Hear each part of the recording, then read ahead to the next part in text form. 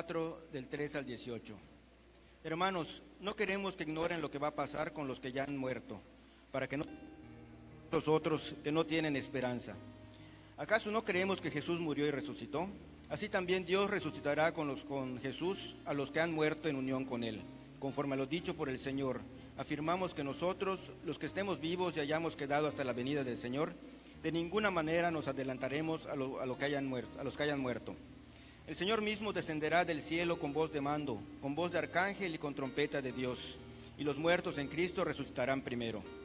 Luego los que estemos vivos, los que hayamos quedado, seremos arrebatados junto con ellos en las nubes para encontrarnos con el Señor en el aire, y así estaremos con el Señor para siempre. Por tanto, anímense unos a otros con estas palabras. Un hombre estaba en la estación de autobuses. Parecía ansioso porque llegara un autobús en particular. Miraba su reloj, se frotaba las manos, escuchaba con detenimiento los anuncios de llegadas y salidas, e inclusive se acercó al puesto de información y preguntó si había llegado ya el autobús que venía de la Ciudad de México. Le contestaron: no, señor, aún no llega.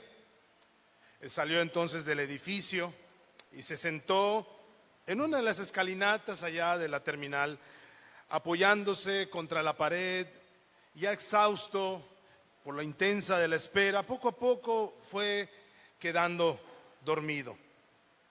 Después de un buen rato, despertó sobresaltado por el anuncio de la llegada del autobús de la Ciudad de México. Mucha gente empezó a reunirse para esperar a los que bajaban del autobús. Eran fechas de fiestas, así que el lugar estaba bastante lleno. Con mucho trabajo logró llegar hasta un buen lugar para poder mirar y apreciar la bajada de los pasajeros. Miró con avidez, uno por uno los miró, siempre pensando que la próxima persona que bajara sería aquella que estaba esperando. Bajaron todos.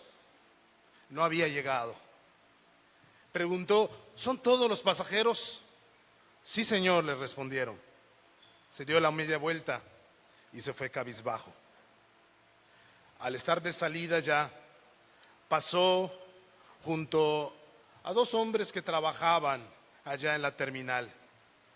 Y al pasar, estos dos hombres en voz baja hablaron y dijeron: ahí se va aquel que desde que su novia murió en el accidente del autobús que venía de la Ciudad de México hace 2 años, todas las semanas viene a ver si llega. Es inútil esperar a alguien que no va a llegar. Este pobre hombre esperaba que ocurriera algo que nunca iba a pasar. No tiene caso alguno esperar a quien no va a regresar.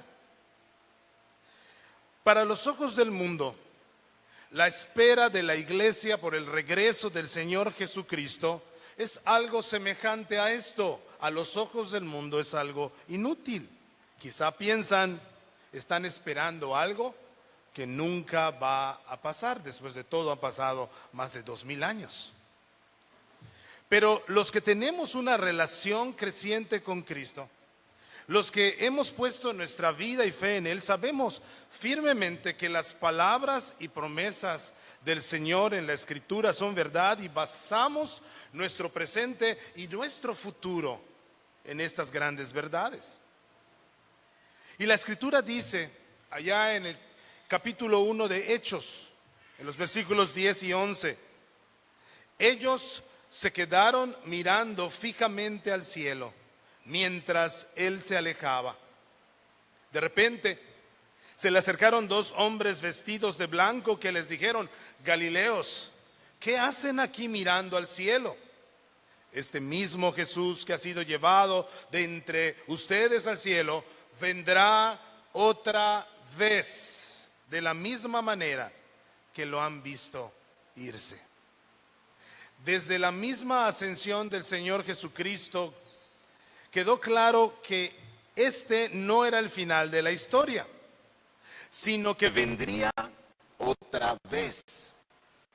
Y esta es la esperanza viva de la iglesia desde la primera venida de Cristo. Como dice Filipenses capítulo 3, versículos 20 y 21. Pero nuestra ciudadanía está en los cielos, de donde también esperamos al Salvador, al Señor Jesucristo.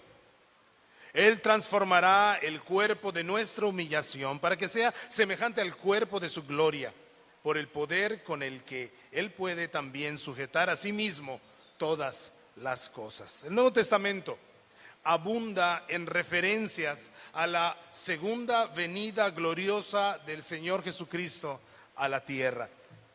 Y para reavivar nuestra esperanza y comprender las implicaciones de estas verdades bíblicas para nuestro presente, es que este mes hemos estado considerando algunos de los conceptos de la Escritura referentes a la escatología.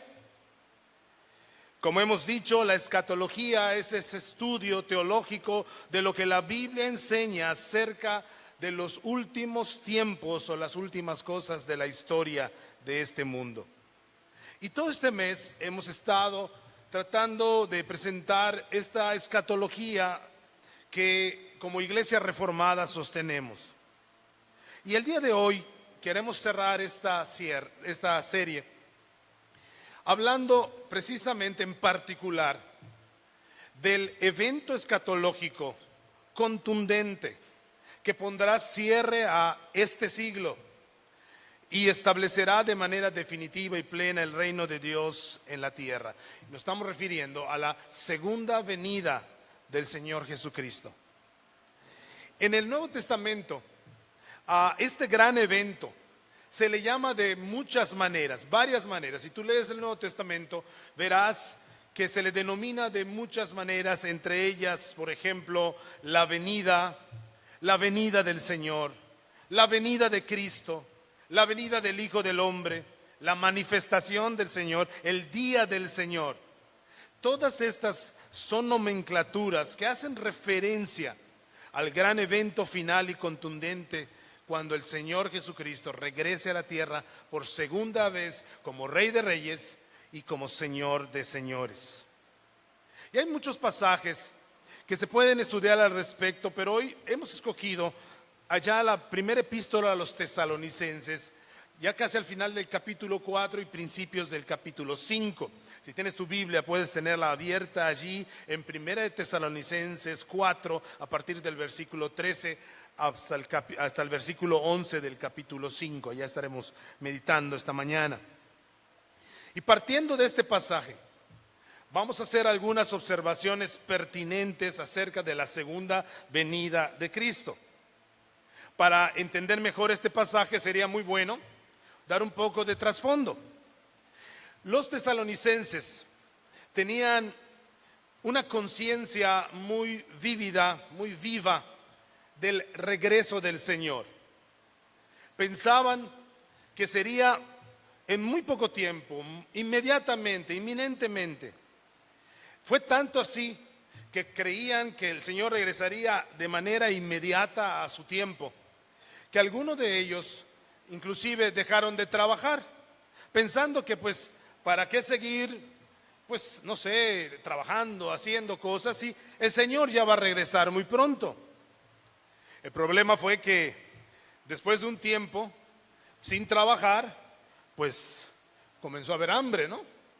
Y entonces, pues comenzaron estas personas que no estaban trabajando dentro de la iglesia, no trabajaban, pues comenzaron a ver a los hermanos que sí trabajaban, ¿no? Y buenas tardes, hermano, buenas tardes, hermana. Ah, están almorzando, ¿no? Y entonces, ay, hermano, pase, ¿no? Pues una vez, qué bueno, pero ya no fue todos los días. Pues como que este hermano no está trabajando y está comiendo pan de balde. Así que el apóstol Pablo tuvo que corregir en la epístola a todas esas personas que estaban de ociosos, en espera del Señor, sí, pero de ociosos, no estaban trabajando, mientras que otros estaban trabajando para el sostén diario y compartían con ellos. Entonces era un problema dentro de la iglesia. Esta era una circunstancia que se estaba dando por la conciencia de que Cristo vendría pronto. Así estaban interpretando las cosas. Otro asunto relacionado con esa expectativa del inmediato regreso del Señor Jesús es que algunos pensaban allá en Tesalónica que el Señor regresaría muy pronto y que si llegaba y uno ya había muerto, pues como que se perdía de la fiesta, ¿no? O sea, lástima, gracias por participar, ¿no? Te decían. O sea, que tenías que haber sobrevivido hasta la venida del Señor, porque si morías antes de su venida te la ibas a perder y pues allá sería el final de tu historia. Entonces, obviamente, cuando enterraban a sus muertos, cuando fallecía alguien, pues estaban doblemente tristes, no solamente por la ausencia de la persona que amaban, sino también porque pensaban que había sido descalificado del juego, ¿no? Vamos a decirlo así. Entonces había una tristeza tremenda en ellos. Por eso la escritura comienza en el versículo 13 de 1 de Tesalonicenses 4.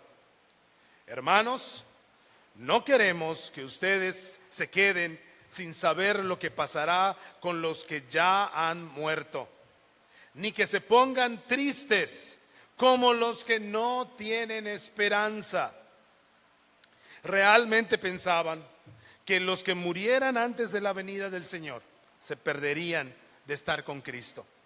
Entonces, el propósito principal de este pasaje que estamos a punto de estar abordando es aclarar por medio de la enseñanza qué pasará el día de la venida del Señor para aquellos que estaban desanimados porque ya pensaban que no verían nunca más a sus seres queridos, que pensaban que ya habían sido descalificados sus seres queridos, pues se animaran, se alegraran y esperaran con ánimo la venida del Señor. Así que el apóstol aclara en este pasaje para dar consuelo a aquellos que estaban tristes, casi como los que no tienen esperanza. El pasaje continúa diciendo en el versículo 14 de 1 de Tesalonicenses 4: así como creemos que Jesús murió y resucitó, así también levantará con Jesús a los que murieron en él. Nuevamente, el enfoque del pasaje es ¿qué va a pasar con los que ya murieron cuando venga el Señor? ¿Se perderán acaso el hecho de estar con Cristo? La respuesta es, aquí Pablo lo está diciendo con toda claridad, por supuesto que no. Así como Cristo murió y resucitó, dice el apóstol, así también Dios va a resucitar a los muertos en Cristo.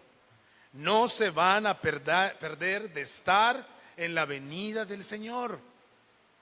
No tienes que ser longevo y a esperar a que el Señor regrese para estar presente el día de su venida. Luego sigue diciendo el versículo 15: les decimos esto como una enseñanza del Señor. Nosotros los que vivimos, los que habremos quedado hasta que el Señor venga, no nos adelantaremos a los que murieron. Dice el apóstol, ustedes estaban tristes porque pensaban que los que habían muerto se perderían de estar con Cristo. Pues tengo noticias para ustedes. Los que estén vivos cuando regrese Cristo no tendrán algún tipo de ventaja real sobre los que ya hayan muerto, como ustedes estaban pensando. No piensen que por estar vivos se adelantarán a los que han muerto en Cristo. Y luego sigue diciendo y describe el momento de esa venida. Versículo 16. Sino que el Señor mismo descenderá del cielo con voz de mando, con voz de arcángel y con trompeta de Dios. Y los muertos en Cristo resucitarán primero. Lo primero que observamos respecto a la venida es que es una venida visible y estruendosa. Voz de mando, voz de arcángel y con trompeta de Dios. No es una venida secreta, No es una venida privada ni discreta, sino que es pública y es notoria. Quizás has visto películas o has escuchado por allí que el Señor vendrá silenciosamente y solo los cristianos nos daremos cuenta. Pues la Biblia no enseña eso, ni en este pasaje ni en otros, sino que esta venida del Señor es estruendosa, con voz de mando, con voz de arcángel, con trompeta de Dios. Y esto coincide con otros pasajes de la Escritura que nos hablan de lo mismo. Por ejemplo, Apocalipsis 1, 7. Y dice: miren, ya vienen las nubes y todos lo verán, aun los que lo traspasaron, y todas las naciones de la tierra harán lamentación por él. Sí, amén, dice el Apocalipsis. Todos lo verán. En otras versiones dice: todo ojo le verá. Aún los que lo traspasaron, aún los que estaban en contra de él, lo verán venir glorioso en las nubes. Así que su venida, mis hermanos, es visible, es pública. Todos lo verán. No es una venida secreta, silenciosa, discreta, que solo los cristianos se vayan a dar cuenta.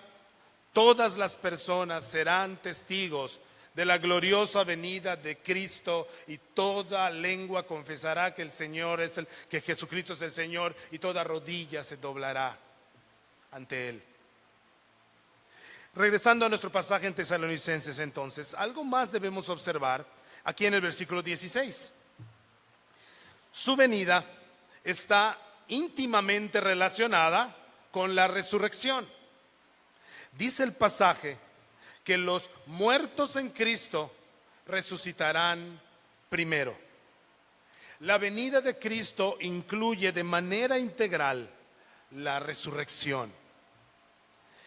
Esto coincide también con otras enseñanzas de la Escritura. Por ejemplo, en 1 Corintios capítulo 15, versículos 51 al 52. Presten atención, que les voy a contar un misterio. No todos moriremos, pero todos seremos transformados. En un instante, en un abrir y cerrar de ojos, cuando suene la trompeta final, otra vez la trompeta, pues la trompeta sonará y los muertos serán resucitados incorruptibles y nosotros seremos transformados. Como vemos, estamos hablando del mismo evento. Hay unos que están muertos, otros que aún viven. Hay una trompeta que suena y los muertos en Cristo resucitan, y los que están vivos aún en su venida serán transformados. Su segunda venida está ligada histórica y cronológicamente a la resurrección. Su venida traerá también la resurrección. Regresando a nuestro pasaje en 1 Tesalonicenses 4, continuamos con la descripción de su venida. En el versículo 17.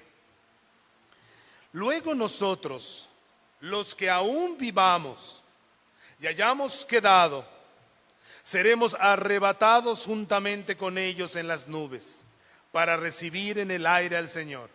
Y así estaremos con el Señor siempre. Lo que nos plantea este versículo es sorprendente. En esta segunda venida de Cristo, que ya dijimos es visible, es pública, es estruendosa. Después de que los muertos en Cristo hayan resucitado y los que vivan hayan sido transformados, entonces fíjense qué pasa. Juntamente con ellos resucitados y transformados, dice, serán arrebatados, suspendidos en el aire. Eso está fabuloso. Eso está increíble, ¿verdad? Está así de final de película. Y así es. Serán arrebatados, suspendidos en el aire. La ley de la gravedad será temporalmente desactivada, vamos a decirlo así. Y juntamente saldremos despedidos en el aire, con el propósito de formar una especie de valla de honor y bienvenida para el Señor Jesucristo en su descenso a la tierra. Como cuando llega un personaje importante, digamos un jefe de Estado, Se hacen vallas de honor para recibirle. Esta es la imagen que tenemos aquí, la iglesia recibiendo al Señor en su venida. Y entonces haciendo esta valla de honor y en su descenso a la tierra para recibir al Señor en el aire, recibirlo porque está viniendo, lo recibimos y llega a la tierra. Y concluye, y así estaremos con el Señor siempre. Esta frase no se refiere que así en el aire, porque es la idea, ¿verdad? Que la iglesia es llevada al cielo y se queda en el cielo. No, Jesucristo está regresando y lo recibimos y llega a la tierra. ¿Y a qué se refiere así estaremos con el Señor? No es así en el aire, sino recordemos que el interés o el propósito del que el pasaje tiene, que Pablo está atendiendo, es que los hermanos no sabían qué iba a pasar con las personas que habían partido antes. Estaban tristes, pensaban que ya no los iban a volver a ver más. Y les dice, no, de esta manera, a través de la venida del Señor, a través de la resurrección, a través de su llegada a la tierra, así por fin estaremos nuevamente juntos con el Señor, resucitados y transformados. Ya no estarían tristes por esta situación. Pues toda la descripción que se acaba de dar responde a esa pregunta. En la venida del Señor, los que vivan no tendrán ventaja sobre los que murieron, sino que resucitarán primero y juntos, vivos y resucitados, recibirán al Señor en su descenso a la tierra para poner fin a este siglo. Y de este modo, los que pensaban que los muertos se perderían de todo esto, podían estar tranquilos de que todos los que creen en Cristo, ya sea que vivan o que mueran, estarán siempre con Él juntos. El capítulo 5 de esta misma epístola continúa dándonos más información al respecto de la segunda venida. Y nos dice en los versículos 1 al 3, en cuanto a los tiempos y las ocasiones, no hace falta, hermanos míos, que yo les escriba. Ustedes saben perfectamente que el día del Señor llegará como ladrón en la noche. De repente, cuando la gente diga paz y seguridad, les sobrevendrá la destrucción, cuando, como le llegan a la mujer encinta, los dolores y no escaparán. A lo largo de la historia ha habido múltiples intentos por muchas personas en establecer fechas y circunstancias de este gran día de la venida del Señor. Se ha tratado de leer las señales. Y ahorita muy de moda, ¿no? Se ponen las cosas en internet, en Facebook, y muchos de nosotros nos alarmamos porque Siria, por aquí, ya se están cumpliendo las cosas. Y todo esto que causa un ambiente de ya es muy pronto, ¿no? A algunos les causa temor, a otros les causa alegría, pero este es el asunto. Muchos están tratando de poner fechas y fechas. Esto, mis hermanos, a lo largo de la historia ha sido una verdadera pérdida de tiempo, establecer una fecha, no esperar al Señor, ¿verdad?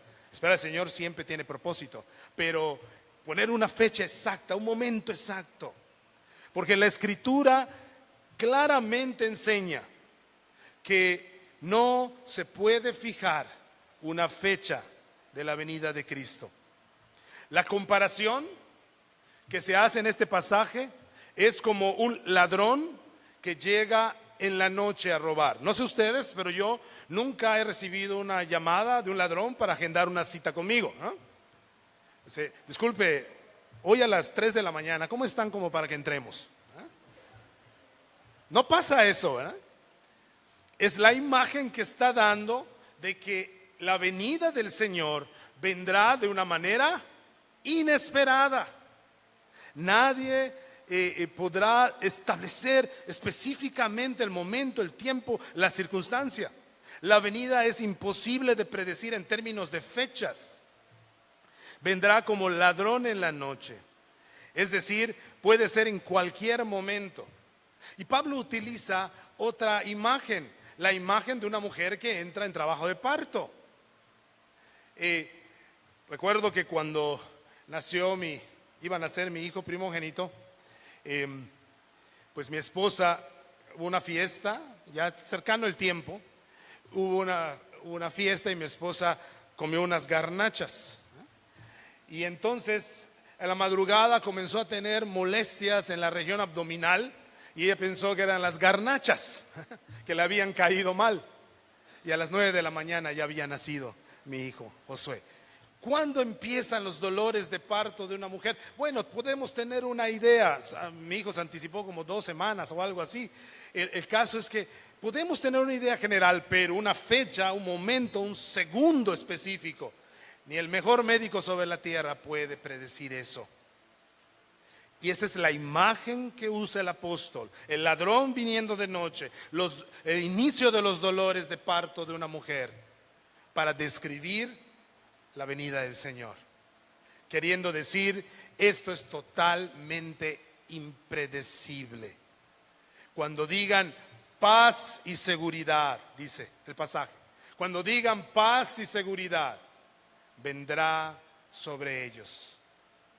En la casa de ustedes varias veces intentaron entrar los ladrones y la verdad es que veíamos la evidencia, ¿no? Nunca lo lograron finalmente. Bueno, una vez, pero no habitábamos la casa en ese entonces. Pero ya cuando habitábamos la casa, veíamos la evidencia de que habían tratado de abrir la puerta porque se veían las marcas, de bajar un protector, lo veíamos, pero nunca lo lograron, nunca lo han logrado, hasta hoy. Entonces, yo recuerdo que una temporada, después de esos eventos, que cuando yo entraba a la casa con mi familia, abría la puerta, la verdad, me anticipaba una imagen. Tenía la imagen mental de ver mi casa hecha un desastre, ¿no? Desvalijada por los ladrones. Porque los domingos, pues usted sabe, por las actividades dominicales, como pastor, pues estamos fuera casi todo el día. Cuando entrábamos, tenía yo esta imagen. Pues han pasado ya varios años desde el último intento. Así que la verdad a mí ya se me olvidó. El domingo en la tarde, cuando llegamos a la casa, pues, qué bueno, vamos a descansar un poco, a hacer algo en la casa. Ya se me olvidó aquello de los ladrones. Pero el hecho de que yo ya no me sienta tan inseguro con respecto a los ladrones, ¿me asegura de que no va a venir el ladrón? Por supuesto que no. Ya digo ahora paz y seguridad. Paz y seguridad. Pero el ladrón puede entrar. Dice la Biblia que así será la venida del Señor. No se puede predecir. Jesús también habla de esto en los evangelios. En Mateo 24, versículos 36 al 39. En cuanto al día y la hora, nadie lo sabe, ni siquiera los ángeles de los cielos. Solo mi Padre lo sabe. La venida del Hijo del Hombre será como en los días de Noé. Pues así como en los días antes del diluvio la gente comía y bebía y se casaba y daba en casamiento, hasta el día en que Noé entró en el arca, y no entendieron hasta que vino el diluvio y se los llevó a todos. Así será también la venida del Hijo del Hombre. Entonces, esta venida del Señor es visible, es pública, trae consigo la resurrección. No es posible establecer una fecha específica. Cualquier persona que te diga que tiene la fecha o el momento de la venida de Cristo te está engañando. Ten cuidado, aunque sea el pastor Wilbur o el pastor Galvez, si te lo dicen, no les creas, ¿verdad? No nos creas. Si yo te digo una fecha, no me creas. La Biblia dice lo contrario. Y Cristo nos advirtió que muchos estarían intentando establecer fechas con base en los eventos alrededor, y nos advirtió que no nos dejemos engañar. No es posible establecer esa fecha. Mateo 24, versículos 4 al 8 dice, Jesús les respondió, cuídense de que nadie los engañe, porque muchos vendrán en mi nombre y dirán, yo soy el Cristo, y engañarán a muchos. Ustedes oirán hablar de guerras y rumores de guerras, pero no se angustien.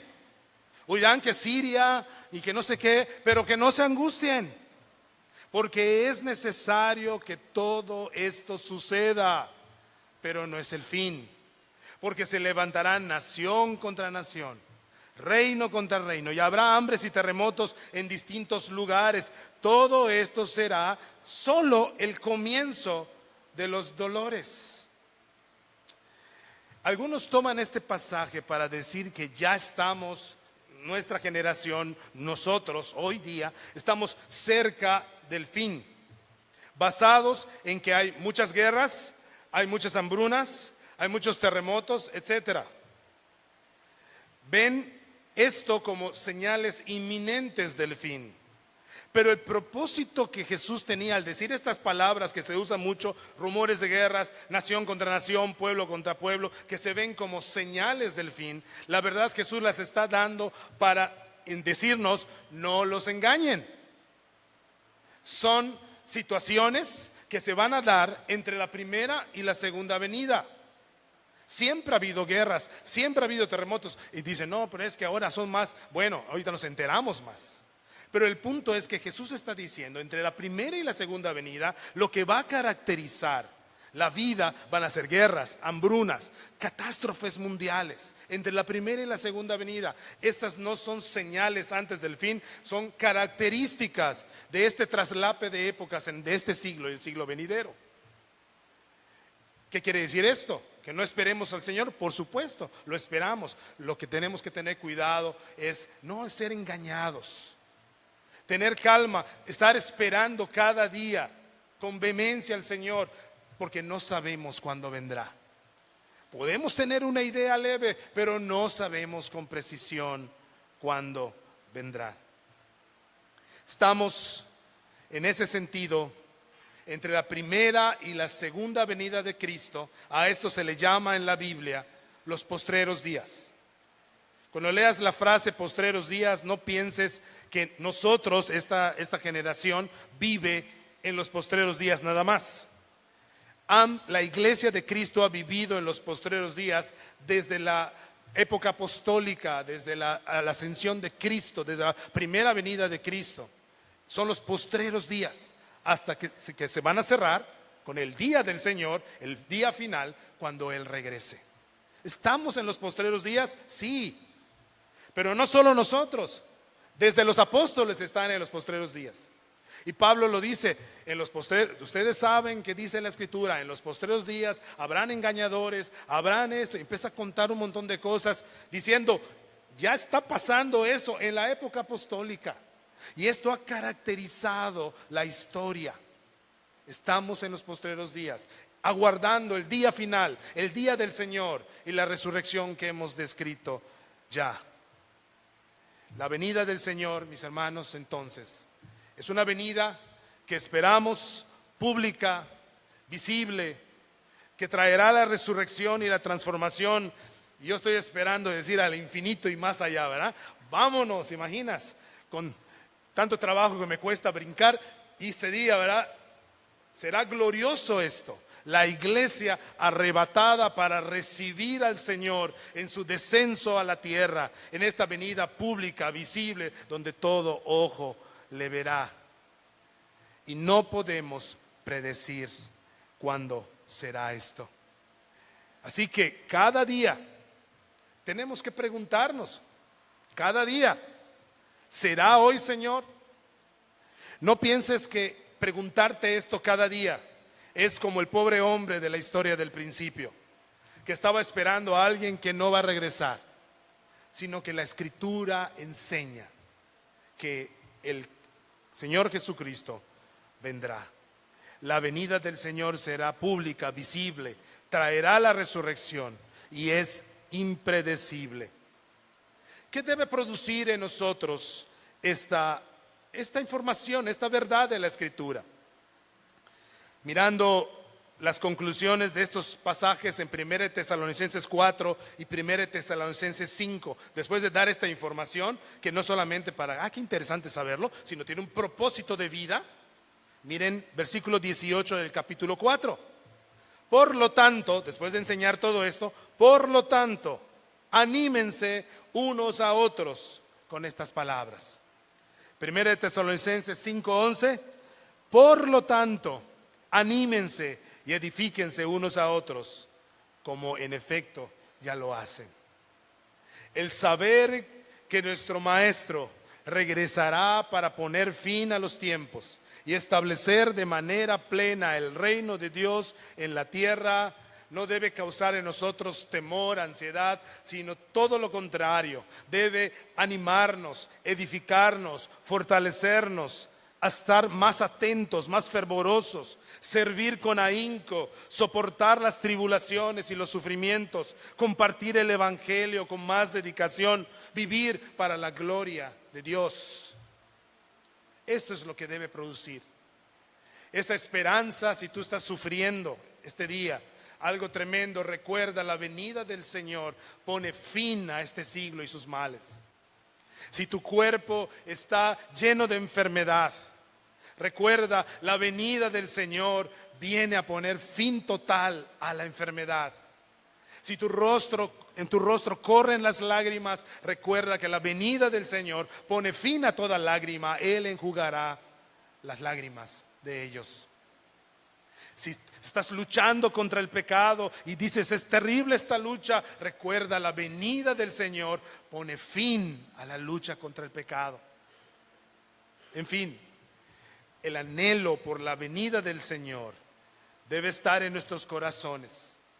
Por eso renovemos nuestra visión de la vida. Ya no vivamos solamente por ese segundo, por ese pequeño ratito de felicidad, sino vivamos para la eternidad. Vivamos anhelando ese día en que los cielos y la tierra sean lo mismo. Por eso oramos, venga tu reino. Ese día cuando el Señor Jesús regrese y el siglo venidero sea una realidad total en la tierra. Comencemos a vivir por eso el hoy con esa ética del siglo venidero que ya está vigente y es enseñada en la Escritura. Acostúmbrate a vivir como vivirás la eternidad en la tierra. Ya no vivamos más en la oscuridad, sino en la luz de Cristo. Vivamos anhelantes de verle cara a cara en los cielos nuevos y la tierra nueva. Hay muchísimo más que decir acerca de la escatología bíblica, pero esperamos que lo dicho durante este mes sea de gran alivio a tu corazón, de gran ánimo a tu corazón. Ese es el propósito de hablar de escatología en la Biblia. Animarte, edificarte, para que recuerdes que tu esperanza no es hueca ni vacía, tu esperanza es real en el Señor Jesucristo. Y para que todos digamos, como dice Apocalipsis capítulo 22, 17 y 20, y el Espíritu y la esposa, que es la iglesia, dicen, ven, amén, ven Señor Jesús. Así termina la Biblia. Ven, amén, sí Señor Jesús, ven, ven. Como esa esposa que anhela la llegada de su esposo. Como esa esposa que mira al horizonte y espera ver el mar, ver el barco del esposo regresar. Esa es la iglesia. Nuestra esperanza no es hueca ni vacía. Nuestra esperanza es real. La Biblia nos dice que nos enfoquemos en ella y vivamos para su gloria. Oremos, hermanos. Padre, te agradecemos tanto que tú nos recuerdes en tu palabra las verdades que son para nosotros. Señor, la lucha es difícil, la enfermedad, las dificultades, nuestro propio pecado remanente. Señor, la maldad alrededor. Ven, Señor. Sí, ven, Señor Jesús. Pon fin al sufrimiento, pon fin a la maldad. Trae tu justicia total sobre la tierra. Que tu voluntad sea hecha en la tierra, así como se hace en el cielo. Señor, aquí estamos y ayúdanos a vivir en la vida cotidiana, no para el momento nada más, sino para la eternidad. Ayúdanos a ver cada relación, cada ocasión, cada oportunidad como un momento para tu gloria.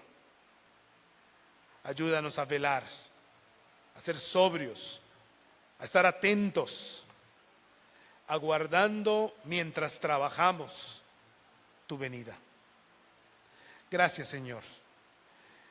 Bendice a tu iglesia con esa bendición que solamente tú les puedes dar. Y ahora, mis amados hermanos, que el amor de Dios, la gracia de nuestro Señor Jesucristo y la comunión de su Santo Espíritu esté sobre todos ustedes, hoy y siempre. Amén y amén. Buenos días, estos son los avisos para nuestra comunidad. Si quieres conocer más sobre Dios y la Biblia, te animamos a dar el siguiente paso. Únete a nuestra clase Punto de Partida cada domingo a las 10:30 am. Solicita informes con Maite Berroa o Julie de Regil. ¿Sabías que puedes integrarte a un grupo pequeño entre semana? Anímate y solicita informes con Doña Mari Briceño o con Tai Rico. En la librería